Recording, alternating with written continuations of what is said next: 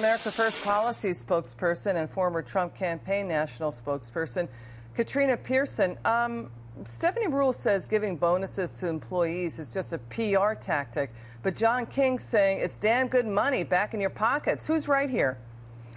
Well, I think anyone would say, Liz, that having money in your pocket is probably the best way to go. But only a liberal could actually go on television and tell people that this is a bad bill simply because the government isn't taking all of your money. And that is exactly why President Trump won the election. He ran on the economy. He is delivering. And this is one of those things that it's not just one area. We talked about AT&T. We talked about Comcast. But this is a broad spectrum of industries. We're talking about pharma, we're talking about aerospace, telecom, banking. This is a widespread range of a lot of people that are going to keep a lot of their money. And I would really like to know if those folks over at NBC Universal are going to stand on principle and turn down that bonus. Stephanie Ruhle still can't admit that the tax cuts can help the economy. Even her own company, Comcast, is also saying it's going to invest $50 billion in the economy to expand after the net neutrality rules.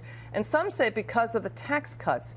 I mean, why is it so hard for the media to give the Republicans or anybody in Congress any credit for trying to reform a system that was out of date, as they have said in the years past? There's no way that the left-leaning media is going to admit that President Donald Trump is winning, that his policies are working. Of course, that's exactly what they're going to do. They're going to expand. That means they're going to create jobs. That means they're creating opportunity for movement within the company.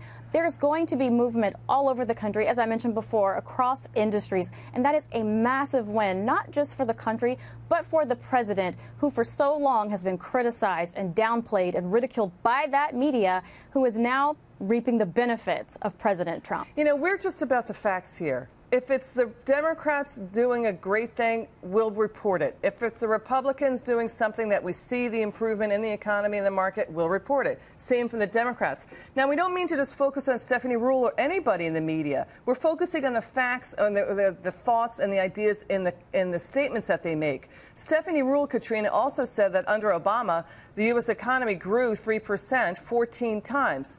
Maybe 8 times it neared, on a quarterly basis, 3%, never on an annual basis. We've never seen that since Herbert Hoover.